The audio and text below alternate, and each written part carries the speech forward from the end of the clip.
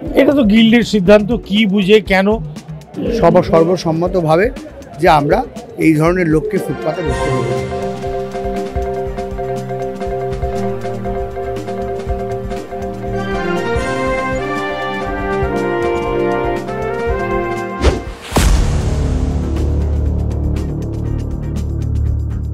কলকাতা আন্তর্জাতিক বইমেলা এবছর ৪৮তম বর্ষে পদার্পণ করেছে।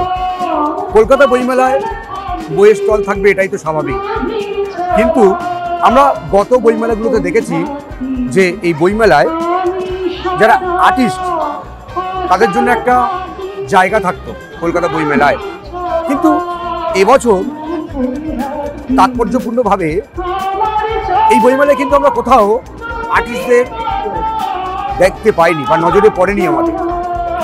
এবছর কি তাদের জায়গা দেওয়া হয়নি, নাকি আর্টিস্টদের এবছর তারা আসার যে ইচ্ছা সেটা তারা দেখাননি? প্রথম কথা, গিল্ড একটি স্বশাসিত সংস্থা, এটার সঙ্গে আমাদের দল বা সরকারের কোনো সম্পর্ক নেই। এত বড় মেলা কলকাতা ইন্টারন্যাশনাল বুক ফেয়ার, তাই আমাদের সরকার সেখানে ফ্রি পাস করে, মানে কোনো এন্ট্রি ফি লাগে না। আগে যেমন এন্ট্রি ফি ছিল, ফ্রিতে জল দেয়, ফ্রিতে ইনফ্রাস্ট্রাকচার দেয়, পাওয়ার দেয়, সেগুলো আলাদা। কিন্তু তারা কাকে বসতে দেবে, কাকে মুক্তমঞ্চ করবে, এটার ব্যাপারে তো আমরা নাক গলাতে পারি না। আমরা সেই গণতন্ত্রে বিশ্বাস করি, ফলে গিল্ডের সিদ্ধান্ত এ ব্যাপারে আমি কি করে মতামত দেব? আমার কোনো মতামত নেই।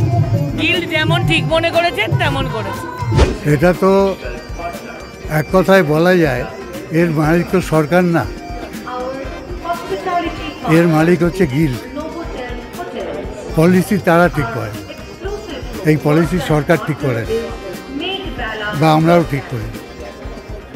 গিল্ড এবার ঠিক করেছে যে তারা এখানে যে বই মেলায় এক ধরনের বিশৃঙ্খলা তৈরি হয়, মিছিল মিটিং নানা রকম, এইবার তারা চেয়েছে যাতে এটা না হয়। তো এটা তো খুব খারাপ কিছু না। এবার কাকে বসতে দিয়েছে বা দেয়নি সেটা আপনাদের জানা উচিত।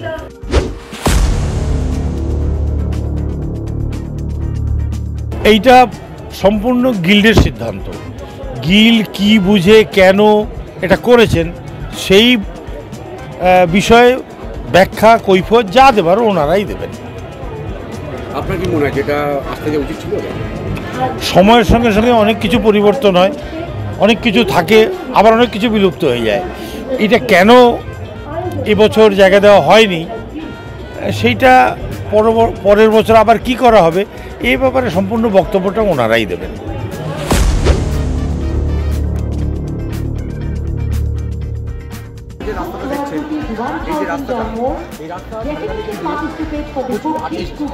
চিত্রশিল্পী যারা টেবিল নিয়ে যে সমস্ত বইপ্রেমীরা তাদের কাছে ছবি আঁকতে, সে সমস্ত এই 38তম কলকাতা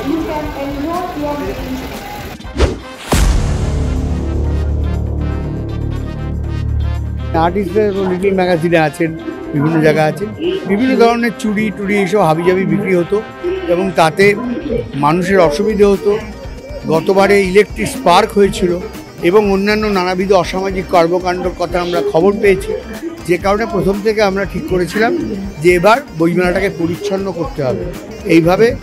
এবং কারা ওরা তারও কোনো আইডেন্টিটি ছিল না, আমরা তাদের কাছ থেকে কোনো পয়সাও নিতাম না, তাদের কোনো রেজিস্ট্রেশন ছিল না, কিছু ছিল না। ফলে গিল্ড কর্তৃপক্ষ সিদ্ধান্ত নিল সর্বসম্মতভাবে যে আমরা এই ধরনের লোককে ফুটপাতে বসতে দেবো না। এই বিভিন্ন জায়গায় বসে বসে লোকের অসুবিধে করছে, বাচ্চারা হুমড়ি খেয়ে পড়ছে, গতবার আগুন ধরে গেছিলো দুটো স্থলের সামনে। ক্যামেরায় সৌরাশিস চট্টোপাধ্যায়ের সঙ্গে বিশ্বজিৎ হালদার, ওঙ্কার।